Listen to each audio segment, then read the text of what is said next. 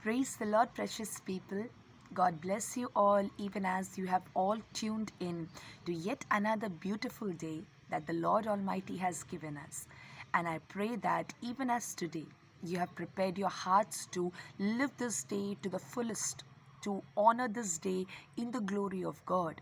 I pray that even this word that God has given for this day will come and change your perspective, will change your understanding, will change your view towards everything that God has created in your life. Because, precious one, everything that God teaches us, everything that he brings to he brings into our life so that we can have a look at it or understand it, it is very important. It is just like the early learning that you receive in schools. And why, if I ask, if you go to school, you will say it is important for a child to get the basic learning, the basic education. And as a child grows in understanding and learning, that is how he gets mature and he understands so many things in the world. Wherever he goes, he will spot and say, Mama, this is what I learned, that is what I learned. He will put his mind into it and thereby get mature, get intelligent and a learned person in this world. And every parent delight to see their children getting a learned person or becoming a learned person.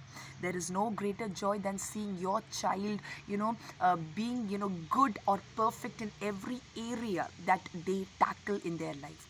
And you never want your child to grow dumb, because that is not a desire at all. That is not a desire of anyone on earth, I believe, not even of a brother or a sister or a parent especially. So even today, the word that God gave me is one such word that tells us something very important. That tells us something that in this life that we live in, there are certain things that we must hold on to and not leave it or compromise on it. So that is what the Lord, showed me this morning. So this portion that God gave me comes from the book of Proverbs, chapter number 23, verses 22 to 25. Proverbs chapter number 23, verses 22 to 25. Let me read it to you. Listen with respect to the father who raised you. And when your mother grows old, don't neglect her. So you see this portion starting with father and mother. So it is an instruction to a child, to a person like you and me, and it says that listen with respect to the father who raised you. And even when your mother grows old, don't neglect her. We all know as a child who are our first teachers on earth. It is surely our parents. They start everything, as a child learns to speak or learns to identify, learns to see, learns to understand. It is his or her parents that guide him or her to understand the things and thereby grow by it. And that is why child will identify, oh, this is a tree, oh, that is a crow, oh, this is a sparrow. So even when the child identifies that, you will feel excited because your child recognized or identified what you had taught him or her. So parents are our early teachers. They are the teachers, the first teachers that we meet on earth. And yes, indeed, they are a bright thing that God has given us in our life. A good parent will always try to train a child in the right path. They will never allow the child to go a crooked path even when the child is young. The parents may, not entertain a child saying a lie. The parents may not entertain a child, taking a wrong path. And the reason is only one thing. They want to see their child shine in the future. So as a beginning point, always remember, if you have your parents on earth, my precious one, don't you forget to respect them. Don't you forget to listen to them with respect. Don't think you are too mature. Your parents are very, outdated. They don't know what is the life now that is, in this generation. So when they say something, you are like, what are you saying, mom? What are you saying? Dad, grow up. Don't go to, that level of rebuking or kind of irritation. Don't do that with your parents especially, because when they were bringing you up, they were not so pissed off with you, they were not so irritated with you, but they took time to make you grow, to make you shine as the pearl that you are today. So give your attention to your father, even when he is saying something which probably may be like something out of your mind. give, heed to it. Heed to it. It is good to heed. It is good to respect. It is good to sit beside and spend that, quality time with your parents. And even your mother, don't you forget her even when she grows old. So it's like, even sometimes, the mothers are old, they will still, sometimes, strictly rebuke us, or, scold us even when we are parents. Now for my mother, sometimes even she will scold me even in front of my own children. So sometimes I'll be like, Mama, come on, now I'm grown up. But she has the authority, and I am no one to, say, Mama, please don't do this, okay? Because as a good mother, I must realize that she has always one desire, to correct me. So the first instruction, be respect, filled towards your parents, and listen to them even when they are old. Now comes the basic part of the message. It says, buy truth. Don't sell it for love or money. Buy wisdom, buy education, buy insight. Now, what did you heed now? Buy truth. Don't sell it for love or money. Now let me ask you something, precious ones. In this world, whenever you get something for free, okay, do you really have what you say, do you really treasure it, should I say? Now if you got a necklace or for free in your birthday, or as a gift or something, yes, you would love it, you would treasure it. But at a point of time, even if it wears off, or if something goes off, you will not be burdened much. Why? Because you didn't buy it, you got it from someone. So you will have that kind of, what you say, love towards that pearl, or towards that necklace that you have got. Similarly, for anything that you love on earth and you get it freely, you don't treasure it the way you need to. Now, for example, a home. Every human being on earth wants to buy a home. Why? Because that is their possession. That is the place that they or their family or their generations will build up a dream, or they will build up their life. So every person, when he starts earning, she starts earning, they dream of a home and they go to buy a home, and they will go with any challenges they face. They may go across any limitations, because they want their home to be super good. They want their home to have all amenities, all facilities, gardens, this, that, so that even the grandchildren, they may even think to that level, even their grandchildren who will be coming must be able to enjoy here. So a home is a security. A home is something that you buy, and you don't just buy, you treasure it for lifetime. Now here it says, buy the truth, buy wisdom, by education, by insight. Why is the author, that is Solomon, telling so? Because the truth, what is the truth? The truth that is in God, the truth that comes from God, that is the pure truth, not the truth that you learn in the world, which may be sometimes misguided, or can sometimes be tainted with some false things.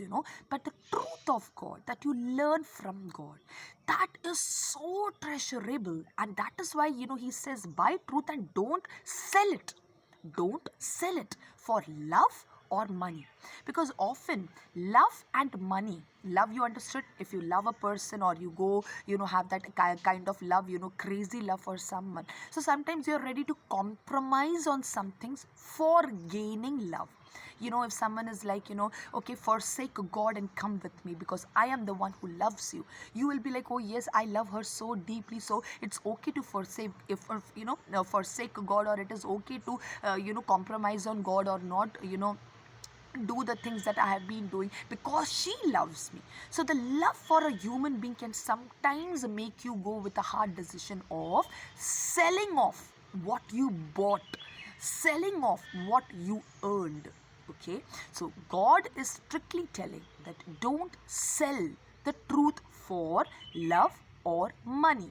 Even money is one such factor that tempts a person to compromise on the truth of God, to compromise on the wisdom, to compromise on the insight, the deep understandings that you receive. Now you may be like, Priya, now that is very rare.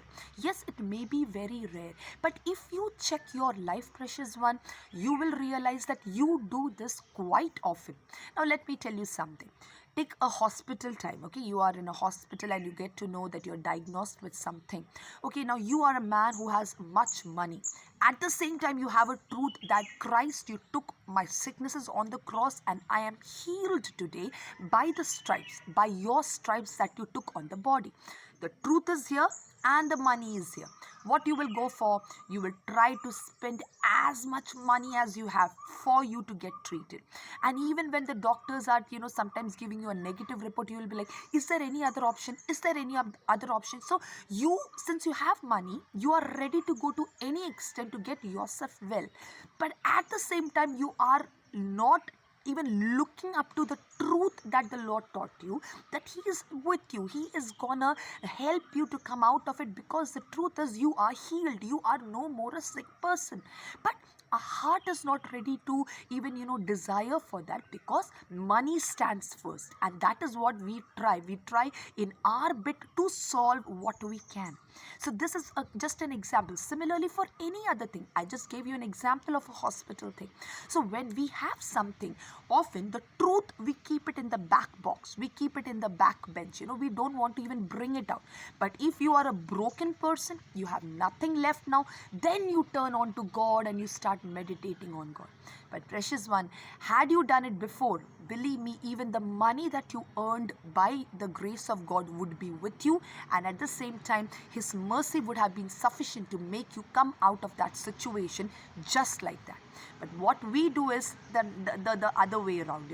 We will do what we can in our bit to earn or to do or to solve the problems that we face in life, and then we turn on to God if nothing works out. But here it says, buy truth. So buy truth doesn't mean give some money and buy truth. No. Buy truth means go to the extent of loving truth. Go to the extent of saying, God, I need you more than anything in the world. Nothing in the world can compare to you. The wisdom of God, how to speak in a situation when nothing in the world works, when the people are rejecting this and that, probably your one word of wisdom can change the world. Your one word of insight can change the world. And this wisdom, this insight only comes from God, because He is the giver of wisdom. He is the giver of insight. You can gain many things from the world. As I said, you can gain many things, but they are not so pure that will benefit your soul. Yes, you may soar high with all the techniques of the world, but believe me, precious one, those techniques will not help you to live a victorious life, because victory is only found in God.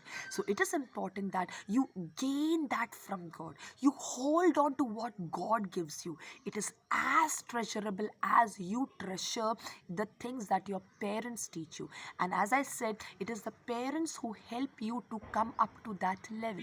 It is your parents who teach you to pray. It is your parents who guide you into the word of God, to help you to understand the word of God. So hold on to it, buy it, whatever it takes for you, do it, so that you will gain the wisdom that God gives you. You will gain the understanding that God gives you. Tell to the Lord, Lord, I am weak, Lord. I am weak in many areas, but I know you are the storehouse of wisdom. You are the storehouse of knowledge. Help me so that even in my later life, I will be a victorious person, because you are the storehouse of every good thing that happens in my life. And thereby it says, parents will rejoice when their children turn out well. Wise children will become proud parents. So make your father happy, make your mother proud. So when you live such a kind of life, that is holding on to what your parents have taught you, and at the same time desiring God and for the truth and for the wisdom and the insight that God is going to pour out in your life, when you desire and live like that, believe me, precious one, your life will be a blessing that your parents will love to treasure when they see you. So it is important that whatever God brings out in your life, you need to hold on to it and live by it, and thereby you will make your parents rejoice over your life, and even you wise will become proud parents in future. May God help us to do that. So never forget that don't you ever compromise on truth for love and money. Love and money may drive away, they may go off, but the wisdom that you gain, the insight of God and the truth of God, the truth, the word of God will never be taken away from you. So spend your time for earning the word of God, earning the understanding that God gives you, and not just spending your time for money and love and running around it. That will all be the bonus that God gives you, but give the first priority to God, and that works well. Praise God. Let me say a word of prayer. Precious Father, thank you for this time. Thank you for helping us to know this morning that in this life that we live in, everything is important, Lord. But the most important thing is the truth that you pour into our hearts, the wisdom and the insight you give us. Father, help us to gain pure wisdom and insight, even as we live in this evil world.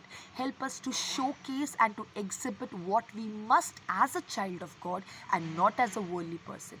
We surrender and we thank you for everything you do, Father.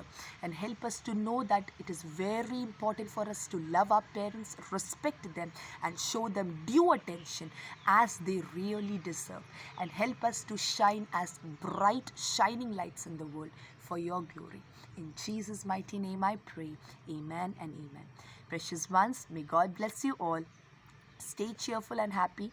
Know that God loves you, and there is nothing in the world that can take away God from loving you. Praise God. Have a wonderful time. In Jesus' name, bye-bye.